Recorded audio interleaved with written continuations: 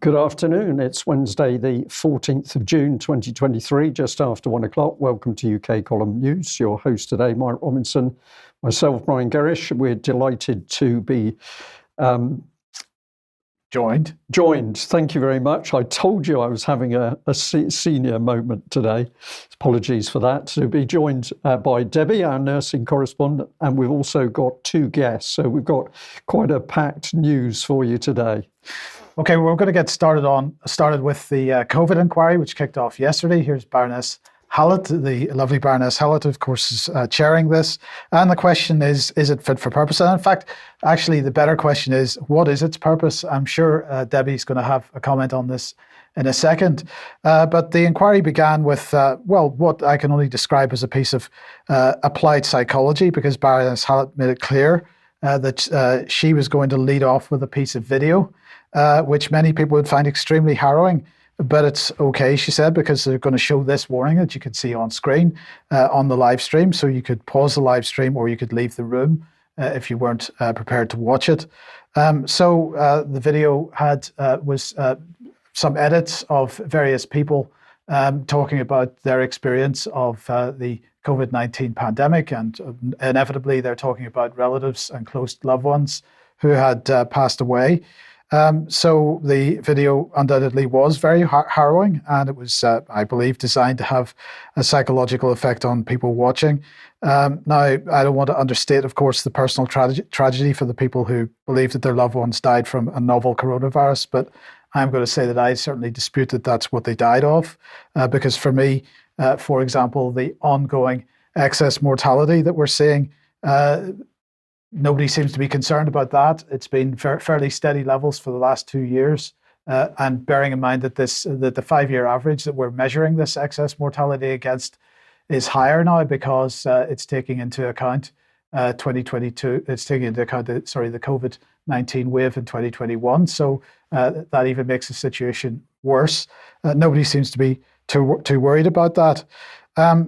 But of course, so we've got to ask, well, what was the reason for the mortality? Was it because of a novel coronavirus pandemic, or was it for other reasons? Well, I want to highlight this article from the UK column. It's called Exercise Sickness.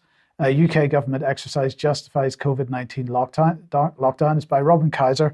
And just take a couple of quotes from this, because of course she was pointing out that in the years leading up to the so-called pandemic, already intensive care beds were being shut down. So she's saying here in 2016, the Royal College of Surgeons had complained of chronic bed shortages so much that the occupancy rates had gone beyond 89%. So that's general hospital beds. She goes on to say that in 2018, the Faculty of Intensive Care Medicine astonishingly reported that across the UK, 80% of intensive care units were sending patients to other hospitals, either because of a lack of beds or a shortage of staff, particularly nurses. And to cap things off, she said that by 2019, it was being reported by the British Medical Association that ICU beds had begun to be used for patients recovering from routine operations, and that when more emergency beds were needed, a policy of escalation beds came into force. The BMA dryly reported that there was little sign of this practice ending. So what the point that's being made here is that the evidence is showing that the NHS was already under massive stress before the headlines about an oncoming pandemic came along. And I'm going to suggest that, with the best will in the world, a certain proportion of the NHS probably panicked at the time. But it didn't end there, of course, because once the pandemic hit in anger, then what did they do? They started reorganizing the hospitals, pulling more beds out of the hospitals during that time, because they had to then impose a social distancing policy. So they were attempting to make sure that there was 2 meters between each bed and so on, and they reduced the number of beds even further. So coming back to the actual inquiry itself, here is the lead counsel to the inquiry, Hugo Keith, KC. He said this: you will hear evidence that for many years an influenza pandemic was assessed as being one of the most likely risks to the United Kingdom. He went on to say, but what about other risks that, whilst they might be less likely, could be just as if not more deadly? So he's suggesting that really, and this perhaps is the theme of the thing, the suggestion that really the UK government was only interested in an influenza pandemic, and that when something else came along, then they weren't prepared for it, they didn't know how to react to it, and so on. But actually, when we look at the preparations for this, and I mean the statement about being prepared for influenza pandemic is absolutely correct, because that was the scenario that they had been using for testing under exercise Cygnus and other similar exercises. The actual plans that they had in place were exactly what were eventually rolled out during 2020 and 2021. So coming back to this article, again, I just wanted to highlight another quote from this. It says that following the publication of the 2011 preparedness paper, the number of ICU beds continued to fall. Then 5 years later, the government held an unusual and secretive event called Exercise Cygnus. It involved all government departments, all local authorities, the NHS, right across the UK.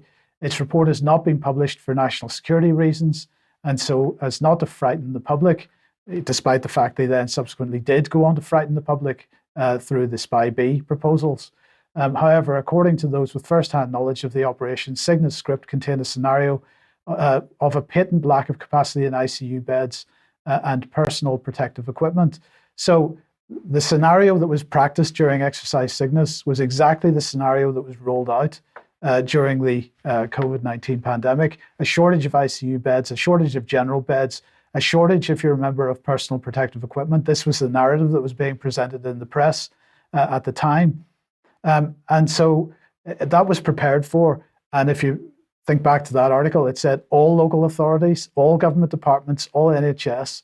So they knew what was, or how to deal, or you would think they knew how to deal with that situation. And yet, when the narrative came out in the media in early 2020, that was exactly the scenario that was presented to the public. Is the inquiry going to have a look at that? I don't think they are. They're clearly going to attempt to suggest that the government was only prepared for influenza, and when something else came along, it wasn't really prepared for it, and so it was making it up as they went along. Nothing could be further than the truth. They had rehearsed this in Exercise Cygnus, and they had it all down. Now, what's interesting, if we just put that back on screen for a second, that first link there, at the end of the sentence, it says, government held an unusual and secretive event called Exercise Cygnus. That, when I clicked on it this morning, when I was just taking these screenshots to show you, resulted in this. Because strangely enough, that particular document, which is the only official document that we know of that mentions this exercise, which was from the Wales NHS, one of the Wales NHS trusts, is no longer available. That's very strange. Well, let's just put it on screen. If we could just put that back up. So here it is. That is the document. The link has now been fixed because luckily the Wayback Machine still has a copy of it. So we have fixed that link if anybody wants to go and look at this document itself. So lots of questions, Mike, over this whole thing. What was happening previously, excuse me, and what's actually happening in this so-called inquiry. A lot of work to be done. 100%. So Debbie, I don't know what your thoughts are on this. I mean, obviously it's only the first day of it. And we've had all the furore over the last couple of weeks about its access to various WhatsApp communications and so on. But I mean, what are your thoughts on where this is going? Well, good afternoon. My personal thoughts are, number one, when it comes to Exercise Cygnus, let's not forget that was under Jeremy Hunt's watch. And there's also lots of other secret exercises that we haven't been told about that were within Cygnus, like Exercise Alice. It appears to me as though the inquiry is actually just an exercise to gather data to prepare for the next pandemic, but it's going to take so long. You know, we're looking at 6 modules already with more modules coming, and Sweden completed their inquiry in 1 year.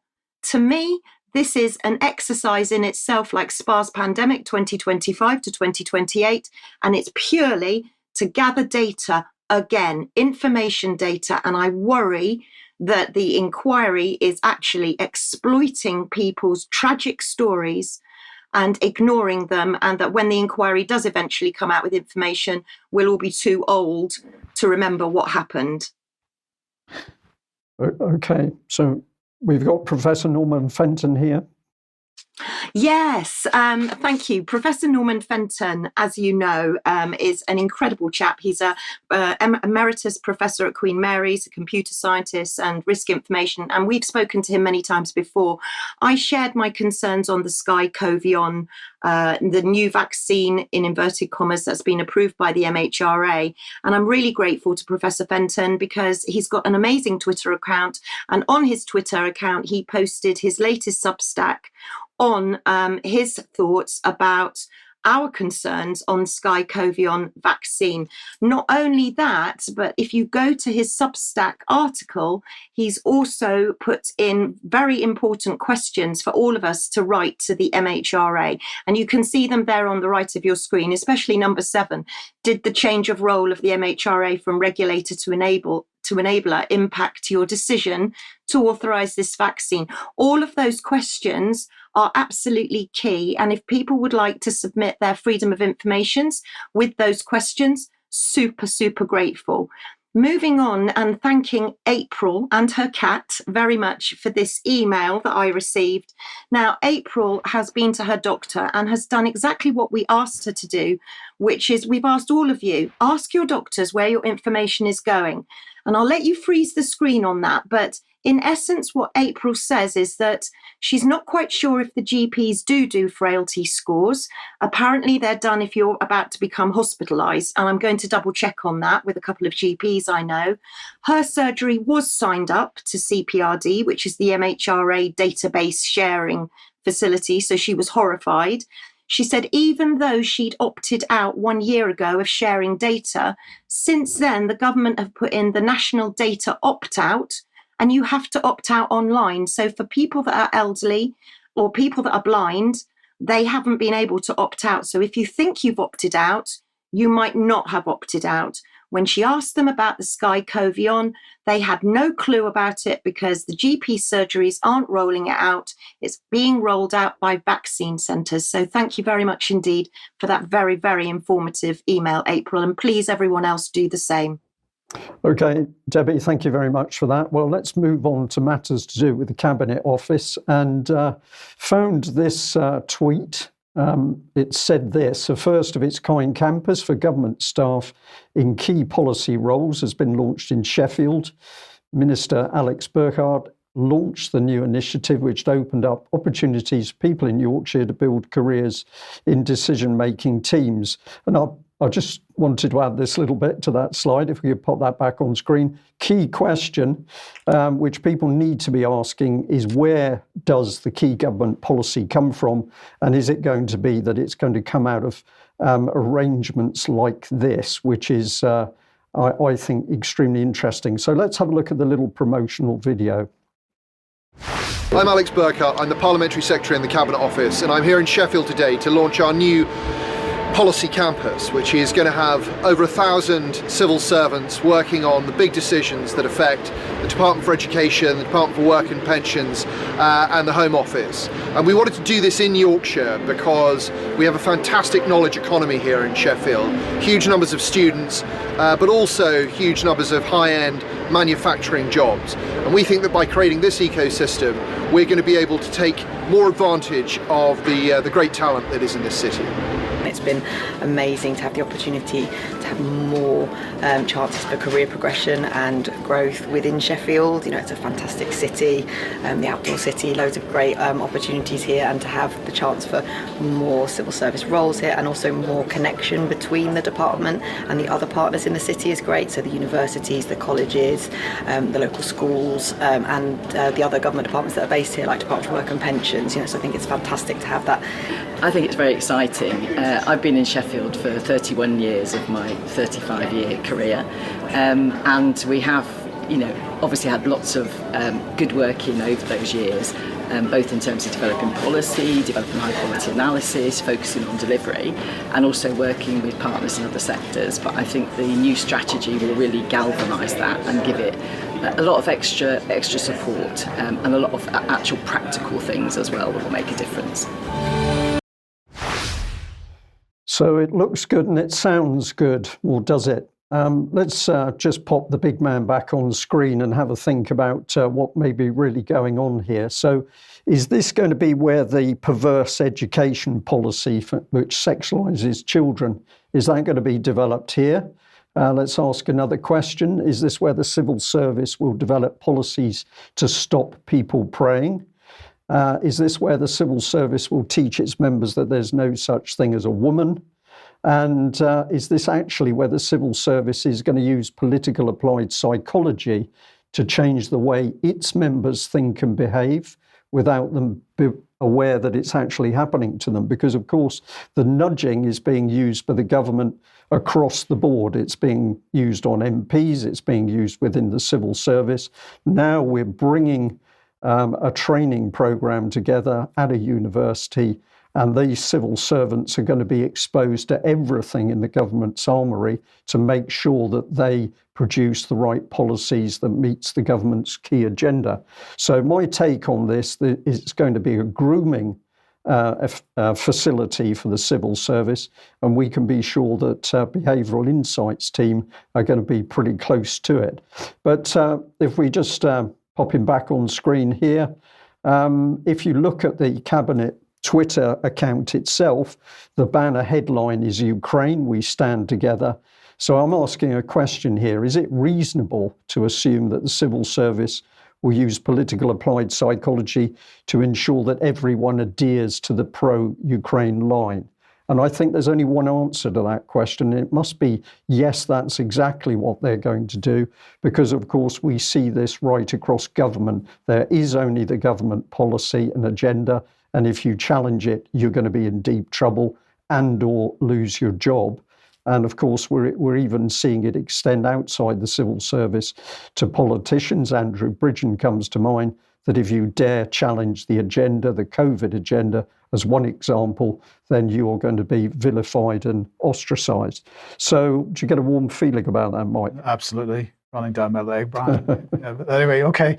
Look, let's change tack now. On Monday's programme, Brian mentioned this organisation, the International Centre for 9/11 Justice, is a new initiative that's been set up.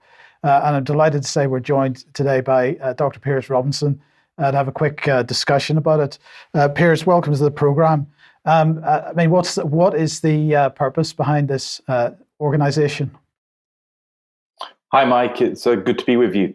Well, this is essentially a relaunching of an organisation which was set up in 2007, 2008. But its primary purpose is to try to consolidate what is an immense body of knowledge which has been collated over the years by people researching 9/11, and specifically work coming out of the Consensus Panel and the Journal of 9/11 Studies. And in order to really take that and then take that moving forward to develop more research and more work on 9/11. And really to help people sort of more widely understand how important that event has been for what we're living through today as well. So this is not simply an exercise in sort of trying to get to the bottom of exactly what happened on 9/11. It's also about helping us to understand the relevance of those events. Because what we have today, we have surveillance culture, we have very high levels of propaganda, we have continuing encroachments on civil liberties, everything we've been living through for the last 3 years. We have perpetual war. And all of this in a very significant way flows out of what happened on 9/11. So these are all of the kind of incentives, or all of the imperatives which have come together to relaunch the centre. And it is, of course, in the passing of Professor Graham McQueen recently, and also David Ray Griffin, who are key researchers in looking into 9/11 and have made huge progress in terms of aiding our understanding of what happened. Not an understanding which has managed to get into mainstream yet, but we'll get there eventually. But they passed away in the last 6 months, and this is clearly a key time at which we need to sort of take stock of everything that we have, and then work towards constructively and in a scholarly fashion, an academic fashion, building our knowledge on 9/11 and its relevance to today. So that's the broad thrust of the organisation in terms of what it's trying to do. Yes, and I mean, one of the questions it's asking is why is 9/11 still important effectively? And you've described that to a certain amount, but I guess part of the problem that is faced here is that a significant proportion of the population wasn't born when the event itself happened. So how do we engage with that group of people, that demographic, and explain to them just how important, or even what the event was about?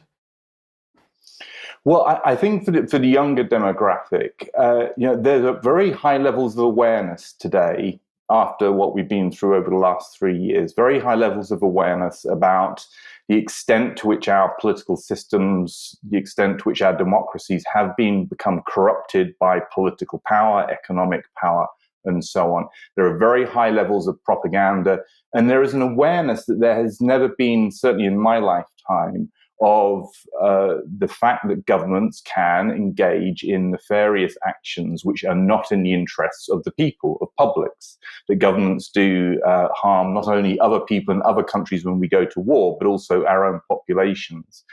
And so I think with that awareness, which I think a significant part of the younger population have, it's then it's not difficult for them to start to understand what happened on 9/11, which is not as the official narrative claims, but also so they can understand the relevance of it through what they've been experiencing and the basic stock of knowledge they have.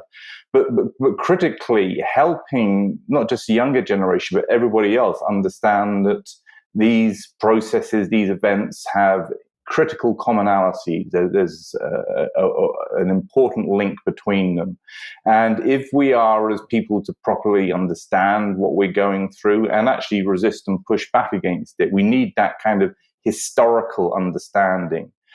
As you know, propaganda often works by erasing public awareness of previous propaganda events or psychological operations. And if we can counter that, and if young people can realize how important it is for them to understand how we got to where we are today, I think you can have a powerful impact in terms of raising awareness about the issue and about the issues that we're living through at the moment. Yeah, brilliant. And just to finish, Piers, just very briefly, one of the things that is mentioned on the front page of the website is, of course, the collapse of Building 7. And I just thought I'd mention that in the context of the Mariana Spring attack on the Light newspaper and Darren Nesbitt, because, of course, if you watch the full interview that the Light paper has published, he talks about that with her, and she refuses pretty much to engage on that particular topic because the BBC still hasn't answered the questions about why they reported something which hadn't happened yet. Yes, indeed. And on the Building 7 issue, with the volume of evidence that there is now in the public domain, and from researchers as well, from Halsey, for example, they're on a sticky wicket with that issue in a very big way because the science is very, very strong in terms of what actually happened to that building. Yes. So no wonder they want to avoid the question at all costs. Indeed. Brilliant. Piers, thank you very much for joining us today. I'd just like to remind everybody that when was it, 2021, I think we did this, the Propaganda 9/11 and the Global War on Terror Symposium is still on the UK Column website. So if you want to have a look at that, there's some fantastic presentations from Piers Robinson and all the other people that you can see on screen at the minute. So Piers, thank you very much for joining us. Right, okay. Well, if you like what UK Column does, please join us and, particularly join the community. And I'm also going to give a reminder that Extra Time today is special because we're going to be talking about the future for UK Column. Also, visit the shop, many good things there. If you haven't made a purchase, that would be a good thing to do. And also share the material because it's important to get what we're talking about out and about.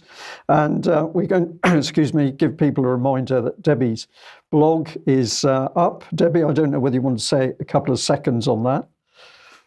I do. I want to say teledermatology, new jab for RSV, Wegovy weight loss. If you're thinking about it or you know anybody is, read my blog. I think you might think again. NASA's mission to save us all from an internet apocalypse, and Shop and Go with Aldi and a QR code. and Okay. more.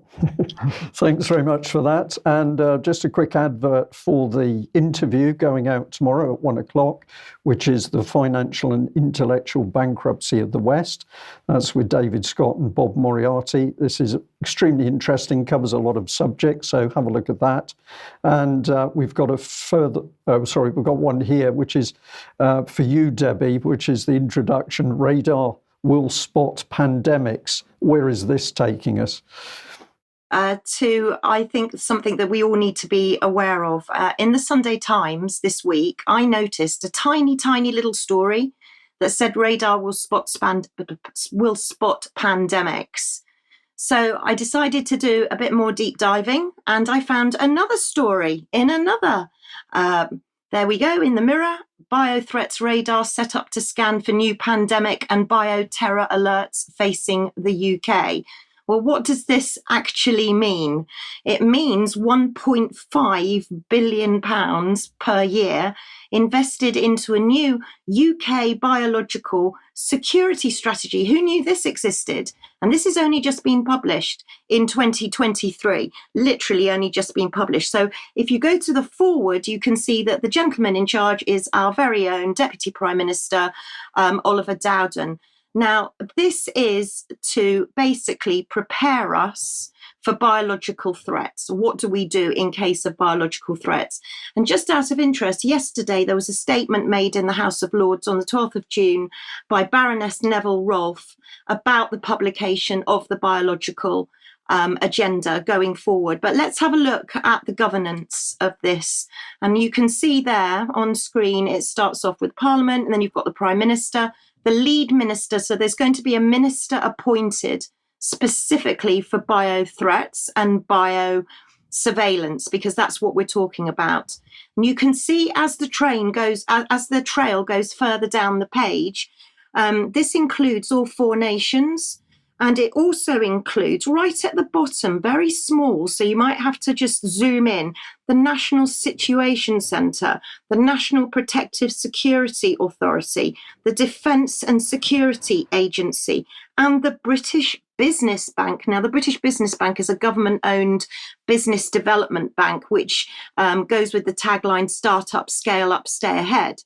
So clearly, we're looking at biosurveillance on a big scale. When we start to look inside the document, it's a big document. We can see where in the UK life sciences is going to be targeted. So freeze the screen for that, because you can see also where clinical research is going and where the phased different trials are going to be going. And on the right, you've got the history of the pandemics, when you can see that the Great Plague was 3 million, that the Black Plague or bubonic death was 200 million we lost. And right at the bottom, COVID-19, 6.8 million globally. So those are the history of pandemics. And I just note again, the word epidemics is very important. Yep. So again, looking into the document, what's the Situation Centre? You know, who's heard of Debi, the National Situation Centre?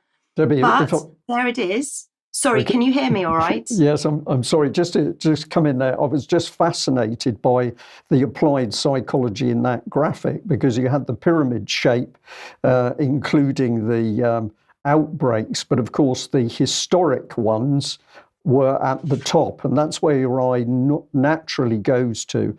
So you were looking at Black Death or whatever it was. I haven't got it on screen anymore, but essentially your eye is drawn to the worst case. So this is about a fear factor as well. Black Death, yeah, there it is, bubonic plague, 200 million. So the first thing people are going to pick up is what's at the top of the pyramid, not at what is at the bottom. And I think that's deliberate psychology. Yeah, completely. But I've gone into the documents, and I just want to bring up, the document's huge and it's only just come out. Not a lot of people are talking about this, but this is 1984 super accelerated. So just a couple of case studies to show you within the document. The National Situation Centre, that'll tell you that it was established in 2021 and what it actually does. And then you can freeze the screen there for the biological security strategy, which will tell you that 61% of infectious diseases in humans originate from animals. There's a big clue. But this document is a big document. I'm only literally skimming the surface. Another couple of the I think most concerning case studies is the Sigma collaboration. Now, clearly you can see in this document, it's there for everyone to see. The UK government is working alongside the US Defence Advanced Research Programme Agency, DARPA, to develop and investigate the potential for a network system of sensors to detect the production or release of chemical and biological threats in urban settings and transport hubs. Now, this is going on in London, okay? So that's part of this strategy. Also, you can see there the 100-day mission. We all know about the 100-day mission, right? So we know that if they decide to call a pandemic or an epidemic, they want to accelerate therapeutics, vaccines, and pretty much anything within 100 days. And clearly that gives them the power to do that. But how are they going to do it? Well, we've talked many times on UK Column about wastewater monitoring, haven't we? And we've talked about polio. And that's exactly the way we're looking at this radar. We're all under the radar. We're all on the radar, even your poo. So, of course, here we have a big strategy there for wastewater monitoring. And again, on the right of the screen, you'll see that we go back yet again to genomics, surveillance. The UK is uniquely placed to make a difference. Oh, well, aren't we just? We have a unique population, a global science superpower. The development of new pathogen agnostic environmental detection and surveillance technologies will open up opportunities for the UK to showcase its scientific strengths and attract inward investment. I rest my case, gentlemen. This is all about, in my opinion, surveillance in the UK, starting now, immediately. So something to keep our eyes literally on their radar. Can we just add and emphasise the fear factor? Because, of course, the thing is driven into the public mind with fear. We're all going to die of something horrible in the future. But yeah, quite incredible that we've got this immense surveillance network coming. On the other hand, we're told that if June Rain and the MHRA team do their best, we needn't worry about our health because they're going to have us vaccinated so we won't get any diseases. So this is extraordinary. One hand, the other hand, what's going on here? It's a big game, it seems to me. Yeah, well, it's surveillance. I mean, they're watching. I always say medical devices, for example, they're not medical devices, they're spy devices.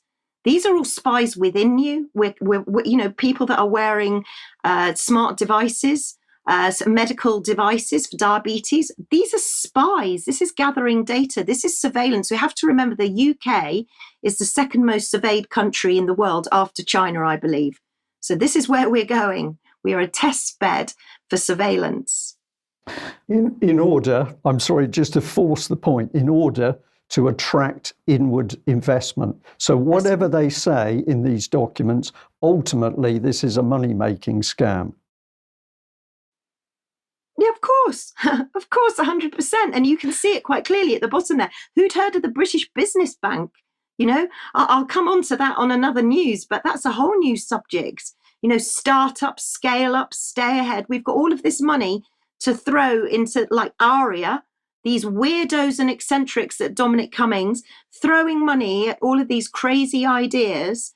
And all of it is just to track us and survey us and know what we're doing and invade our privacy. Yeah. So on Friday's news program, Debbie, I'm going to be talking about the fact that the US intelligence agencies are spending huge quantities of money buying up data from private companies, health companies, social media companies, a whole raft of different companies in the United States. Of course, the UK already has the legislation to sort of permit that kind of thing over here as well, and I'll give examples of that. But the AI agenda, the reason that Britain is pushing so hard on the AI agenda, if you remember, we reported a few days ago that, or last week, that we are about to host a big conference on how to make AI safe, because there's so much data being collected at the moment that there's no possibility of human beings actually processing it. So they need to develop the machine learning and what they're calling AI in order to process this and get useful information out of it for them. So we'll be talking about a bit more about that on Friday. And we can just see this slipping sideways into Sheffield University for the government's policy. So we've seen the plan on paper. Where's it going to be developed and enacted, put into practice? That'll drift in through the team of leaders, the thought leaders at Sheffield University. Okay, Debbie, let's move on then. And we've got another guest, Cheryl. Well, you go ahead.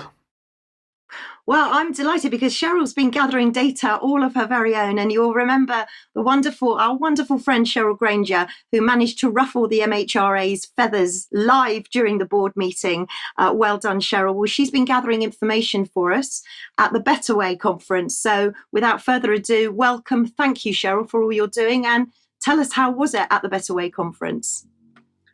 Hi, everybody. It was very busy. It was very, very intense. It was 2.5 days, finishing at 9 o'clock at night, of having 8 conversations, 8 sections with 8 people doing 10-minute reports, and then they had a panel discussion.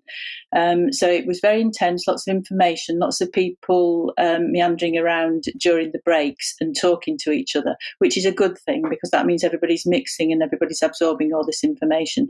So I'll just go through the problems that they talked about and the way that they're trying to move everybody away from the problems that we've got.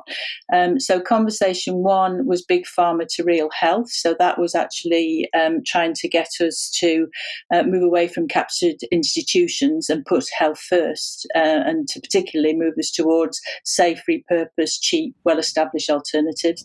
Conversation 2 was moving us from fake foods to foods as medicine. So that's trying to move us away from many of these synthetic foods to naturally grown local organic food to hopefully transform our health, both of individuals but of land and communities. The third conversation was about AI and transhumanism and moving us back to being human again. So it asked the question, is there an inevitability at this point of moving towards transhumanism? And what are the implications? And therefore starting to discuss about what it means to be human and looking at the sanctity of life. The fourth conversation was looking at electro-smog, as they called it, to nature's frequencies. And that was basically trying to get us to take necessary steps now. Regulation would be a good thing, but to get necessary steps to reduce the impact of man-made electromagnetic frequencies. The fifth conversation was about climate change to nature nurture, and that was again moving us to exploring solutions so we have a net positive future. Sixth conversation was looking at thought control to free thought, and that was talking about all the manipulation by the media and living in a technocracy, and how do we reclaim and protect our minds, our privacy, our money. The seventh one was moving from One Health, which is the WHO pushing to optimise people, animals and ecosystems, to taking back our power. And then finally, they were looking at scarcity to abundance, and that was looking at finding the better way away from where we're being pushed. So they're actually saying we need to set a path away from fear towards love and trust, remembering who we are, embracing the infinite positive possibilities available to us, exploring everything that's available to us, and getting groups to start working together. And I'd just like to mention I made contact with the COVID control group. So that was a group that was started by 2 wonderful ladies who realised that once the studies on the vaccines had got rid of the control group because they'd injected them all, that we didn't have anything that would give us long-term safety data.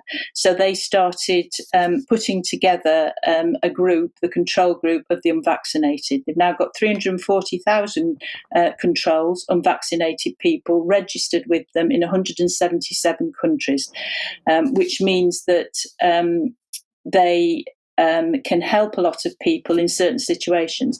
So this card is what you would get if you went on to vaxcontrolgroup.com, vaxcontrolgroup.com, and you can register yourself and you can make decisions about how you want to be treated if you, for example, went into hospital as an emergency.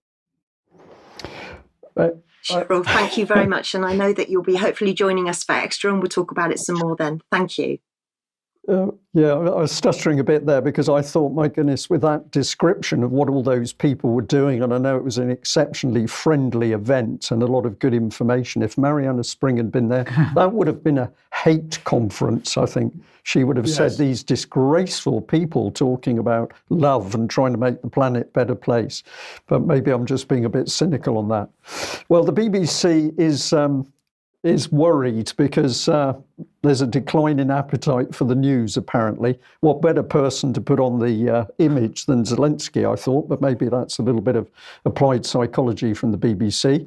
The report, for the basis of this comes from Reuters, but they say there's a sharp decline in the numbers taking a strong interest in the news in recent years.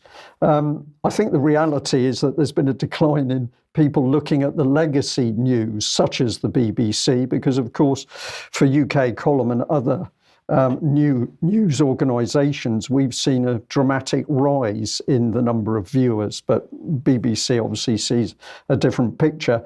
But if we have a look at their report, I've just taken a little bit out of it. There was two journalists. This is the first man, Daniel Rosny.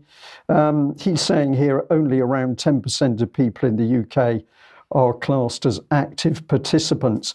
Now, this is a pretty poorly written article, but I believe what he's talking about is active participants in the news. They are largely male, old, and have strong political views. Is this aimed directly at us, Mike? I don't know. And are more highly educated than the rest of the population.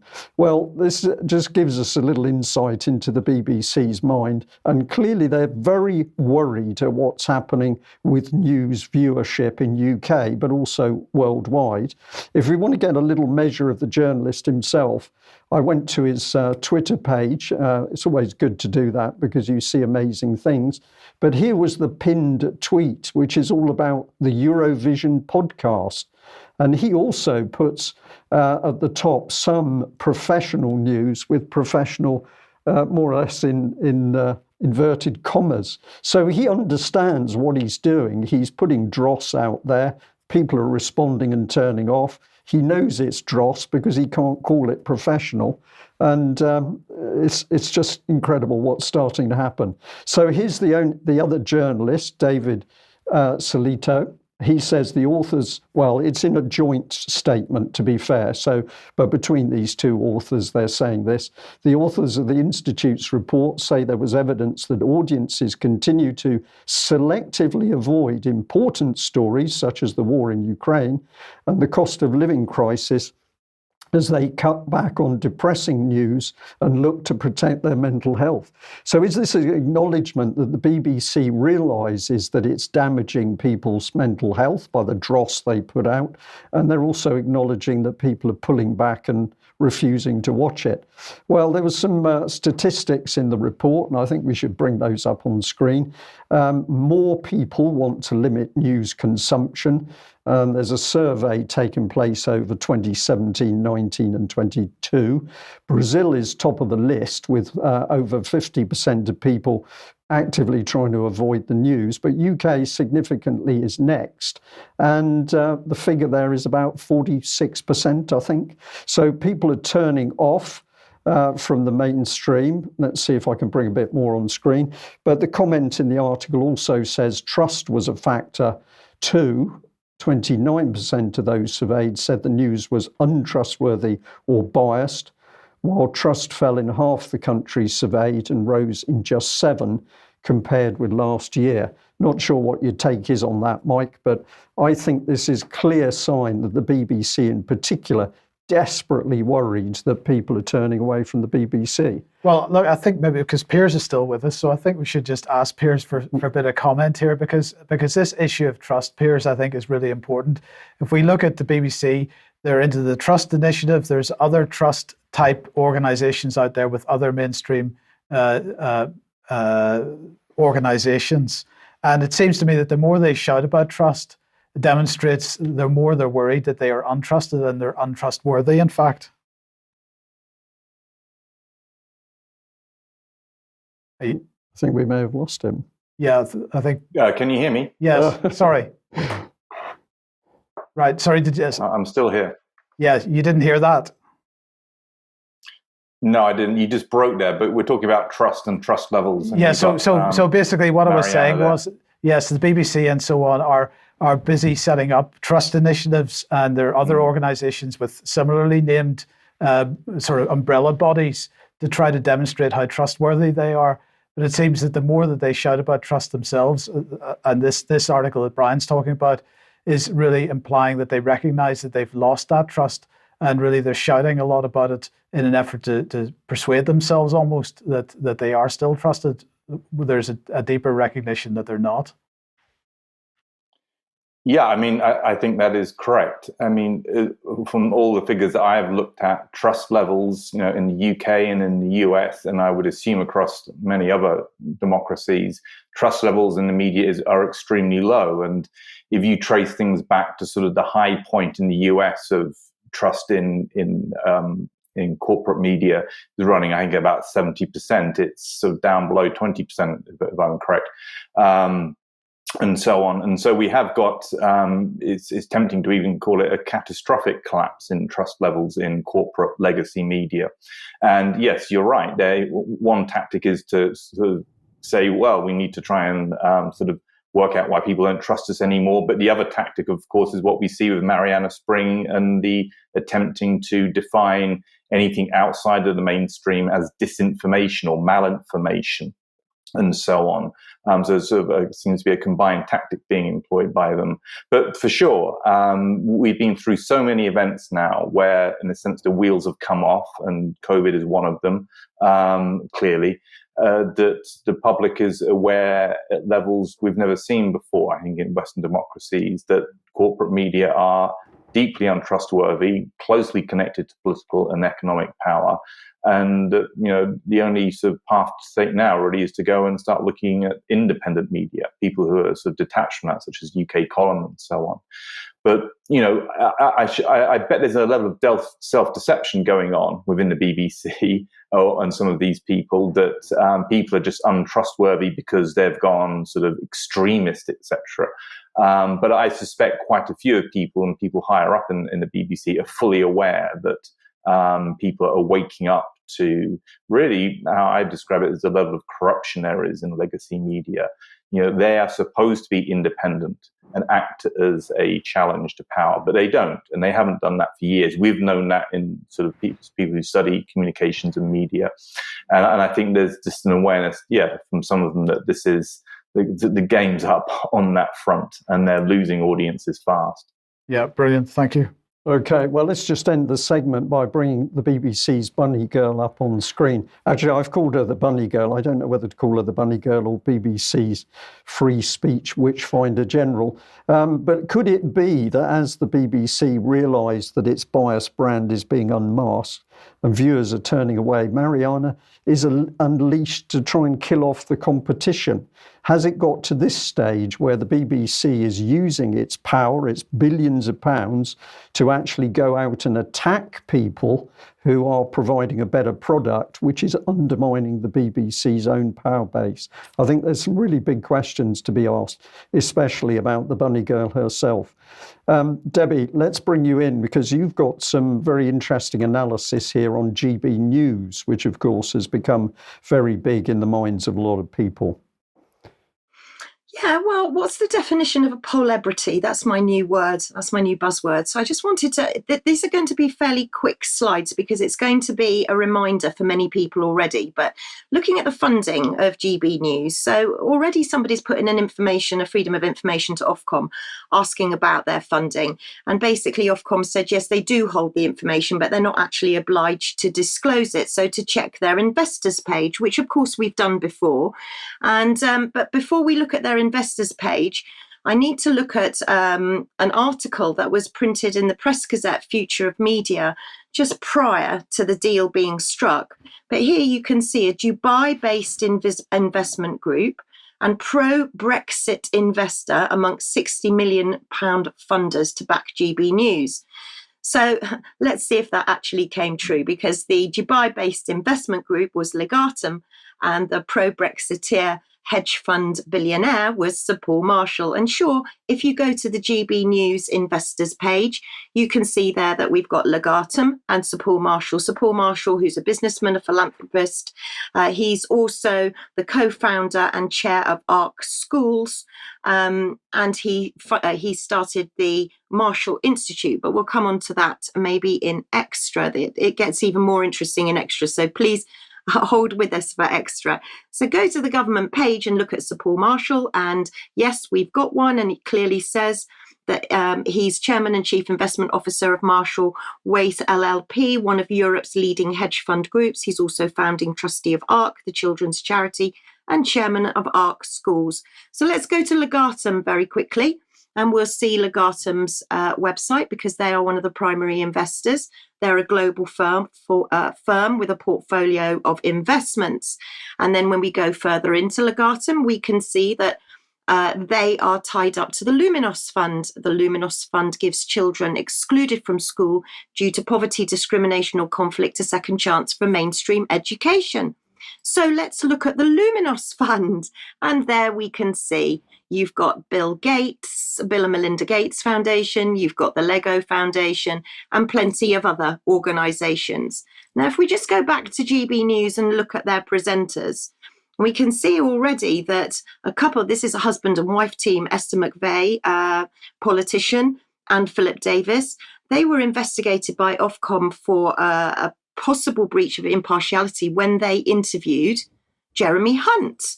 And then I went to look at the presenters on GB News, and I've done a little screenshot for you just to see a few of the political. This is why I call them celebrities, because they seem to have become celebrities. The ones that I've highlighted in blue are not actually sitting members of parliament, obviously, like Nigel Farage and Gloria De Piero and Arlene Foster, who was the leader of the DUP. But clearly you can see there that Esther McVeigh and Jacob Rees-Mogg are both sitting parliamentarians with their own shows. And we've also got another politician in the mix quite heavily with GB News, which is Lee Anderson. And he's scheduled to become the latest Tory MP to host a show of his very own on GB News. So let's just go and look at the figures here, because these are politicians who earn, £80,000 for an MP, and they're meant to be serving their constituents and public service. So when I went to look at the register of members' financial interests, and these are the latest ones, this is Lee Anderson.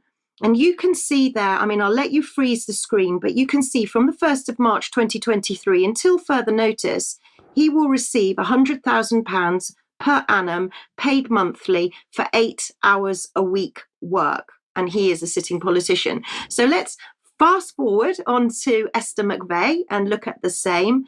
And there's quite a big chunk there to digest.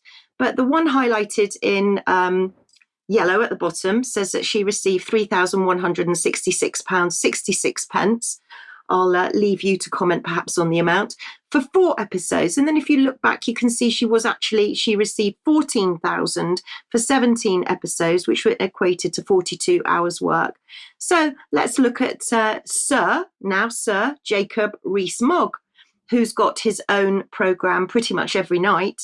And you can see this is a very generous salary for a sitting politician. And he seems to be receiving around £30,000 every month for 40 hours work.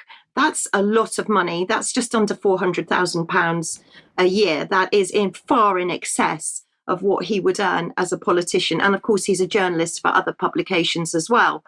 So the GB News they seem to be splashing the cash a bit, because they've now got eyes on the Spectator. So a £50 million deal, Paul Marshall, who we've just spoken about, he seems to be circling like some kind of vulture for the Spectator. And also City AM are carrying that story too, about how that the Spectator is probably going to be swallowed up because the Barclay family have been in trouble. But that's a bigger story altogether. And just to finish this segment, I just want to take people back to The Spectator, because James Forsyth, who is now no longer political editor of The Spectator, James Forsyth has moved to Downing Street and now has become Rishi Sunak's personal advisor. Now, James Forsyth is not just Rishi Sunak's personal advisor. He's his best friend. He's godparents to his children. The relationship is very close. And James Forsyth is married to Allegra Stratton, who first broke the whole Partygate thing. So this thing with GB News and The Spectator, there's more on The Spectator to come, but you can see how intricate it is. And why are politicians earning so much money to present on television? That's my big question. Celebrity. That's because Parliament is redundant. There's nothing happening in the House of Parliament. Everything else is being done through the think tank Sheffield University and direct from the media outside it. Indeed, the being an MP is supposed to be a full-time job, but Jacob Rees-Mogg still has time to work 40 hours on. But anyway, let's just look at the Ofcom statement that they made a couple of days ago on this issue of celebrities. Viewers and listeners are at the centre of what we do, says Ofcom. To ensure our broadcasting rules remain relevant and effective, it's important for us to understand firsthand what people think and feel about the TV and radio content they consume and how perspectives might change over time. The rules around politicians presenting programmes were first introduced in 2005. Given the rise in the number of current affairs programmes presented by sitting politicians and recent public interest in this issue, we're conducting research to gauge current audience attitudes towards these programmes. So for the sake of clarity here, they're not going to change anything immediately. They're just asking people what people think about this. So the rules currently state that an MP cannot serve as a newsreader, interviewer or reporter on a news programme, but they are allowed to host current affairs programmes. And so a news programme, as far as Ofcom is concerned, is a programme which features a presenter speaking directly to the audience, running a list of stories and the use of reporters and correspondents and a mix of video items. So apparently Jacob Rees-Mogg's programme on GB News is not actually a news programme. But anyway, so I just want to end with Dan Wootton here, because he's saying, why have you never had this to Ofcom? Why have you never, or to Nick Robinson rather, talking about the Ofcom report, why have you never had a problem when for years LBC allowed the likes of David Lammy and Angela Brunner to host regular shows? I guess it doesn't matter when they're Labour frontbenchers. Yet another example of bias from GB News hitting British bashing corporation. Well, yeah, okay, but my personal view is that no MP should be involved in pushing out their propaganda on any news channel. Absolutely not. Well, let's end on the subject of Ukraine. Many people not aware that there's supposedly a Ukrainian counter-offensive that's been going on for several days now, but we thought it was time to give an update. My goodness, everything's in turmoil because it's not going to plan. Particularly horrible image and article from the Wall Street Journal here. Ukraine's offensive begins with ground gained, tanks lost. Well, no ground has been gained because that's been lost as well. But the picture of here is of Ukrainian wounded, and I find there's something about this picture, for me, it's deeply offensive. But basically, we've got Ukrainian wounded used to emotionally spin the disastrous progress of the Ukrainian offensive. The truth is the Ukrainian offensive has achieved nothing to date with huge casualties, but now we're focusing in on the wounded to hide the fact that the Ukrainians are already begging for tanks. There's something obscene about this.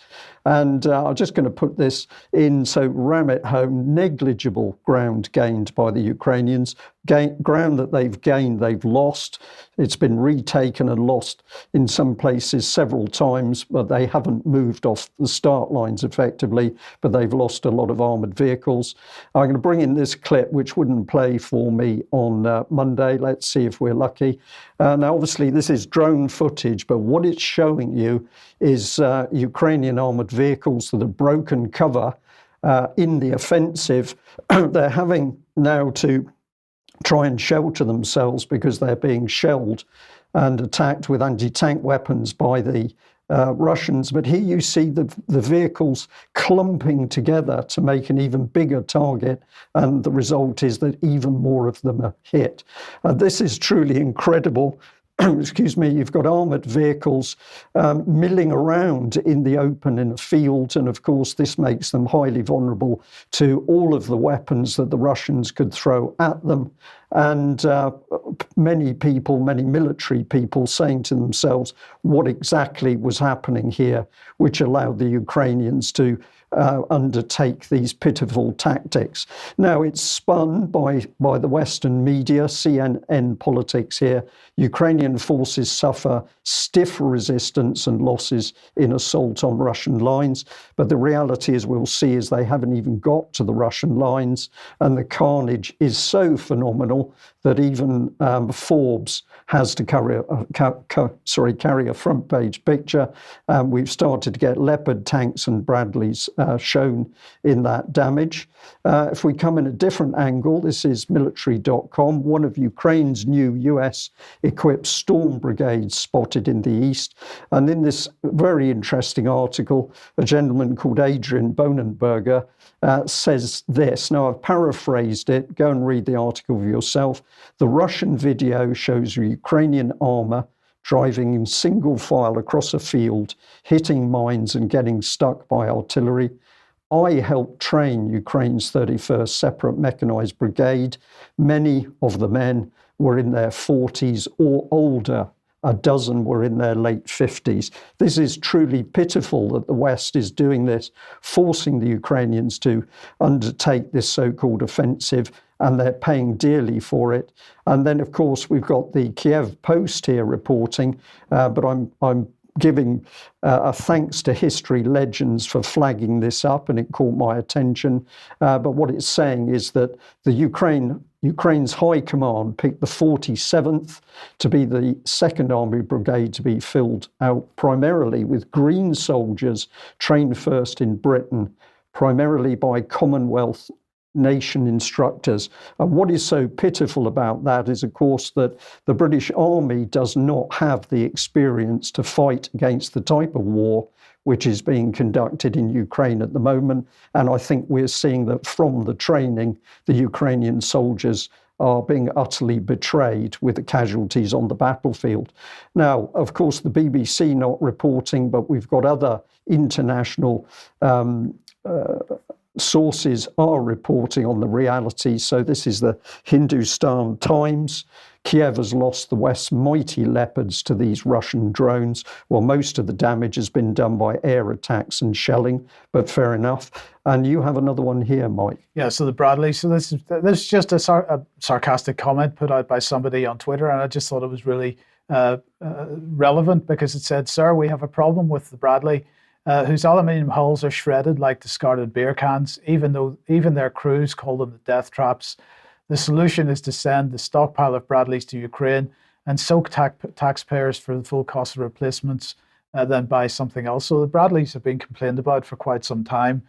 So this is just wanted to highlight this because it makes the point, quite rightly, that we are just sending all our rubbish over to Ukraine for it to be blown up across the Ukraine countryside by the Russians.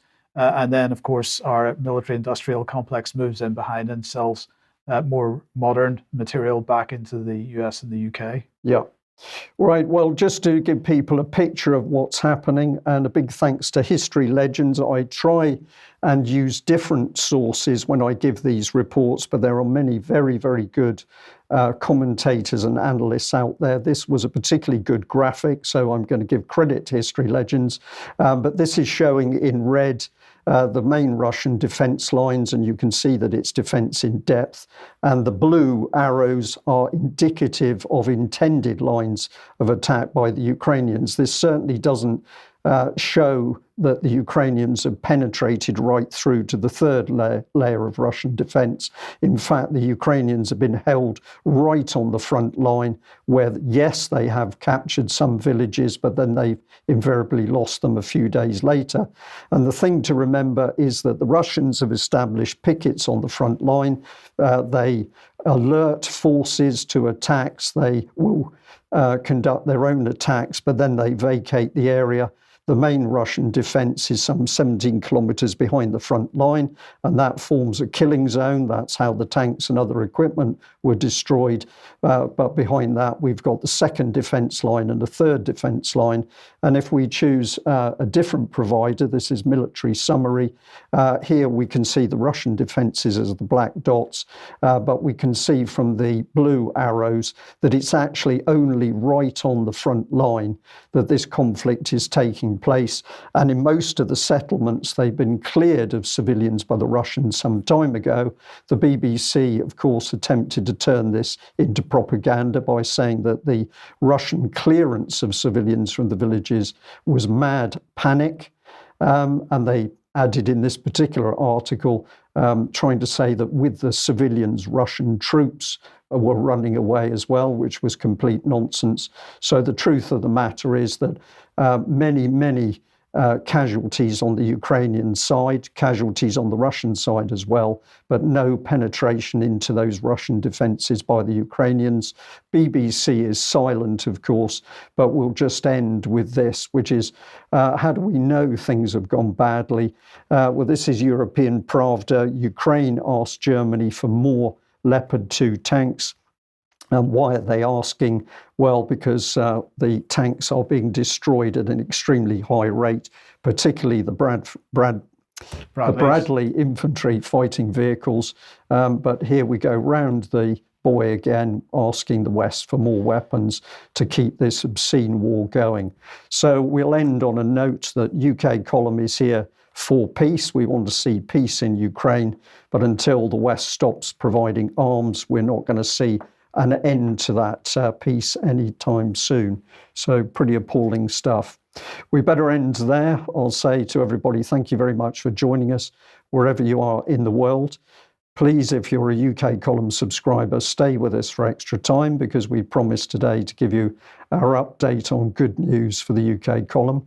And we will be back in a few moments. So thank you very much for joining us. Bye-bye. Bye-bye.